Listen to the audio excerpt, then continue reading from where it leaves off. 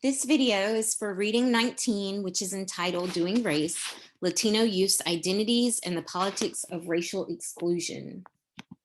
So before I actually get into the material, for this particular reading, I'm going to provide some additional sociological background on Latino culture and diversity before we delve into the reading. So Latinos are the largest minority group in the country. And although we oftentimes associate them with immigration or being immigrants, it's worth noting that some Latino families have been in the country for many generations. So this is actually a racial ethnic group that we could consider, both in terms of immigrant status, but also in terms of what we call colonized, meaning that they were already here when the majority dominant group, white non-Hispanics, as well as, I guess, if you think about the Spanish in Mexico, white Hispanics as well, arrived and established societies, their own societies. And so, in this sense, there are generations of Mexican Americans that have been in this area that we, have classified as being the US, but in the Southwest, in particular, their families have, stretched back hundreds of years. So, in this sense, those particular families are what we would consider to be colonized as opposed to immigrants. Most of the Latinos in the US are of Mexican origin. You can see that, this is based off the 2010 statistics, but at that time it was about two-thirds, followed by Puerto Ricans and then Central Americans. A lot of the more recent immigration has been driven by refugees from Central America who are seeking refuge from economic crises, violence, as well as natural disasters. It is that continuing flow of immigrants that help maintain a cultural continuity, or what some call a cultural rejuvenation among Latinos, right? Unlike, Irish Americans, Italian Americans, some of our white ethnics who at some point, immigration, especially large scale immigration, stopped and, slowed to a trickle, which kind of encouraged them, by the third or fourth generation, to shake off a lot of their Irish or Italian or Polish ethnicity, and just kind of get subsumed under the larger white racial identity. Part of why a lot of sociologists and other academics theorize we don't necessarily see that happening with a lot of Latinos is because of that continuous flow of immigrants providing that cultural continuity. So now let's jump into some the readings. So the reading opens by introducing us to Natalia, who is a second generation Puerto Rican living in Florida, and they're kind of talking to her about how she identifies herself, as well as how people sometimes perceive her. And so this opening vignette is provided because it highlights what's going to be a focus of this reading, which is the idea that claiming a race as well as being assigned a race is oftentimes much more complicated when talking about the Latino population than any other population in the US. And part of course, this complication, at the higher societal level comes from the lack of clear racial classification on the US Census. So I'm showing you, this is an example of from the 2010 census. Although later in this reading, I also give you an example from the 2020 census. But you can clearly see here that we do not offer Latino as a racial identity. Instead, we measure it separately as an ethnicity. But if you indicate that you are Spanish, Hispanic, or Latino, it's not like you get to skip the racial question. You are forced to kind of still provide some answer in regards to your race. And so this really is what the authors are focusing on. When you don't really have this kind of clear directive, from official sources, i.e. the government, how do you make sense of your own racial identity, particularly in a context where how we perceive and think of race is different than how race is perceived and classified in a lot of Latin countries. So this reading is focused on youth's racial self-identifications and to what extent, do they correspond with the census. It uses intersectional theories of difference to understand how Latinos do race in this kind of confusing context. And it examines contexts in which they are racialized, which makes it clear to them, even if the country isn't measuring us as a race, certainly people in our interactions, our individual interactions in our daily lives, think of us in kind of racialized terms and as a racialized group. So the first section of this, second section of this reading is entitled Racial Mismatch. And it's kind of addressing, how race is normally thought of and defined in the US and why Latinos pose kind of a conundrum to this system. And that's because a lot of our racial definitions come from a history where we largely have been most interested and invested in the concepts of Blackness and whiteness and assigning those particular racial identifiers to people. During the time of pre-slavery, as well as during slavery and even shortly after slavery, a lot of our policies about who is Black and who is white really are based upon, this idea of assigning a person either to a clear majority group that came with all types of both formal and informal benefits and advantages versus assigning someone to a clear minority group that once again came with all types of formal and informal disadvantages. And of course, Latinos did not necessarily clearly fit in this kind of binary system that we had. And so how we have labeled Latinos is largely as a pan-ethnic group, meaning they are ethnicity in the sense that they share a language and they have a shared heritage of colonization. But they also, this pan-ethnic label indicates that they also have a variety of national origin identities that often are just as meaningful as the more broad ethnic label. And they're considered racially heterogeneous. They don't necessarily have a identifiable racial phenotype where it is expected that all members of the group kind of share this phenotype. So this has resulted in unclear official classification where we ask them to mark themselves ethnically but not racially. And as the reading notes, legally they can be defined as white, but they're marked by an ethnicity that distinguishes them. And so in a lot of ways, socially, they are treated as a racial minority, even if they aren't officially measured and recognized as such. And so, this conundrum is reflected in, as the reading discusses, some of the issues that we have within every single census when we're trying to accurately capture and measure the racial identity of this population, not the ethnic identity, but the racial identity. And this has been the case especially ever since the 1980 census, which is when Hispanic was originally kind of separated as its own ethnicity question, as opposed to being given as a racial option. And as your book notes, part of how the most likely response that people give when they are Hispanic and they reach that racial question is they write in, once again, their pan-ethnic or their ethnic label in the box marked other.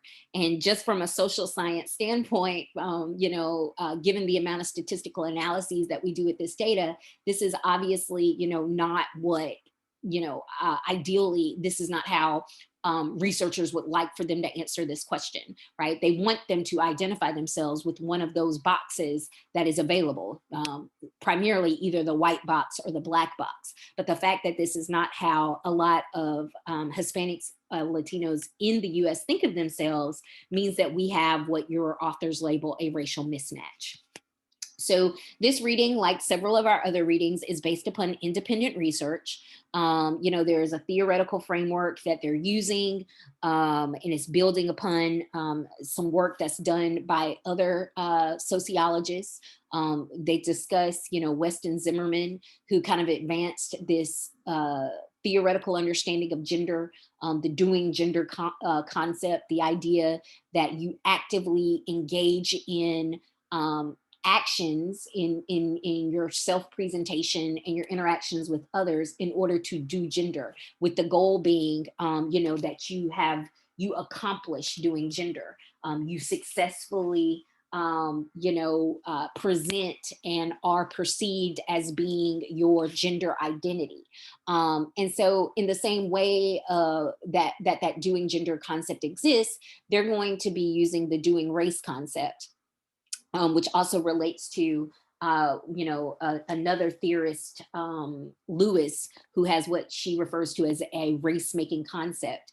And so both of these ideas really just points to this idea that, once again, ourselves, our racial identities are socially situated, right? There's the who you want to be, or who you are trying to put yourself out there as, but then people have to recognize you as that identity and respond to you in kind. And so the fact that in a lot of their interactions, people do in fact racialize Latinos, even though we don't have a racial classification for them, means that there is this accomplishment of difference, that their ethnic identity is racialized in such a way that they are perceived as a racial other, as opposed to just kind of an ethnic other, the way that maybe, Irish Americans, Italian Americans, Polish Americans, Greek Americans are still largely seen as white. For the most part, Latinos are not just seen as being ethnically different, but also seen as being racially different. So, here's a recap of the methodology. It's based upon interviews that they conducted with 157, US and foreign born Latinos between the ages of 14 to 28.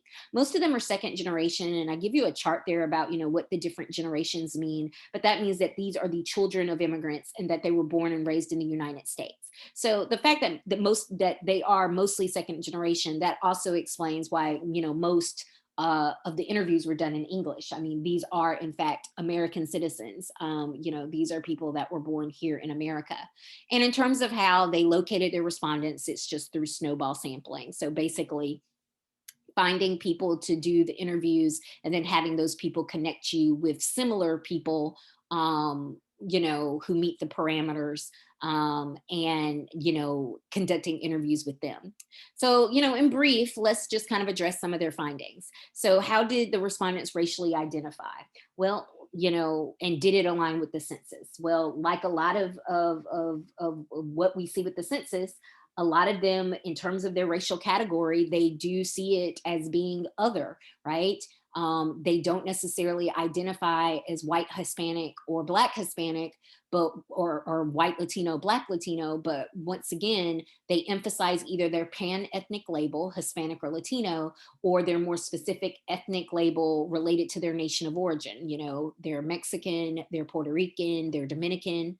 And why do they see themselves in this way? Why do they not necessarily see themselves through the racial categories that the census provides? And they talk about the role that interactions with other people kind of play in this.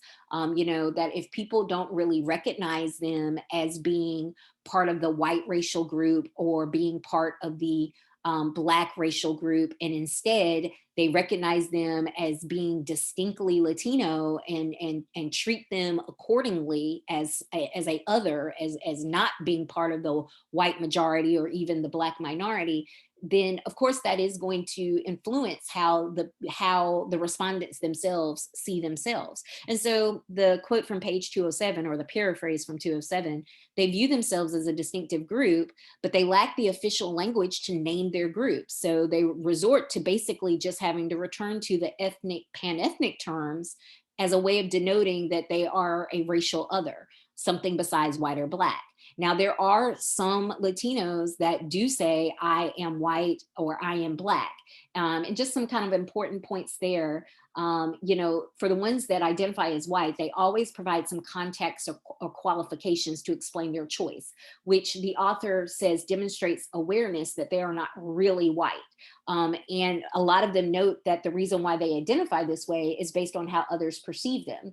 And then there's a very interesting kind of discussion about how this is a double-edged sword. When you are part of a group that is largely racialized, but you yourself are not recognized as being that racial other, and thus are treated as white, it kind of gives you this outsider insider status. And although there are some advantages that come with that, as some of the interview respondents note, there are also some disadvantages. And it's worth noting that identifying themselves as white, particularly if they do have, some known amount of European ancestry or a particularly fair phenotype, this actually does align with Latin American based racial norms, which in a lot of ways are opposite of US based norms, where with laws, as the reading discusses, with the hypo descent laws, or what we commonly refer to as the one drop laws, it really didn't matter how fair you were or how much white blood you had in the US. And these laws, of course, were largely created targeting African Americans. But in the US, if you had any known minority blood, particularly any known African Black ancestry, it really didn't matter how fair you were considered to be Black. And so this is opposite. This is opposite in regards to how a lot of Latin countries measured race, which is, of course, any known European ancestry meant that you would be classified as white, particularly if you also had a fair phenotype. That being said, there are also some Latinos who do identify as Black. Once again, this was related to their awareness of how they were perceived by Americans. If they weren't clearly perceived as being Latino, and instead, because of their phenotype, were associated with, African Americans. And there's several examples of these individuals, like in larger media, right? This discussion has been had around, Cardi B. This discussion has been had around like Zoe Saldana. This discussion has been had around, as soon as I immediately just forgot her name there. Oh, Rosario Dawson. This discussion of what happens when, because of your phenotype, people don't, automatically or fully accept your Latin ancestry. Then, for these people, once again, the author kind of discusses how this results in them having what they call a double jeopardy, because being Black and being Latino, which are both minorities, racial and ethnic minorities, but then being at the margins of both of those groups, thus not maybe even being fully accepted within the group, causes them to experience double jeopardy. Not only are they not accepted as part of the white majority the way white passing Latinos can be, but then even within the minority groups that they are associated with, they might not be fully accepted and might be excluded. And so in the conclusion, they talk about this idea of race as accomplishment, that, as I stated, because of their daily experiences and micro level interactions, it really just highlights that they do undergo racialization, even if they lack a clear racial identity. And this is true, even, as you can see, this is the 2020 race question. We still did not effectively address, the Latino issue on the census. And this is how the authors kind of end this piece, by posing a challenge to social scientists as well as the government, that we need to find, and offer more accurate ways of capturing Latino racial classification than what we're currently using, because what we are currently using is not aligned with how they see themselves, and nor is it aligned with how they are treated by larger society. So, a question I encourage you to consider, kind of based on the reading, how would you describe, your identity if society didn't provide you clear and official language? Can you think, can you kind of imagine if you're not Latino, how not having an official racial classification has maybe impacted both their identity as well as their schemas they might use to understand the world? And do you think it makes them see race-related issues in some way distinct from groups that are more clearly recognized as racial groups, African Americans, for example? All right, so that is it for this particular video.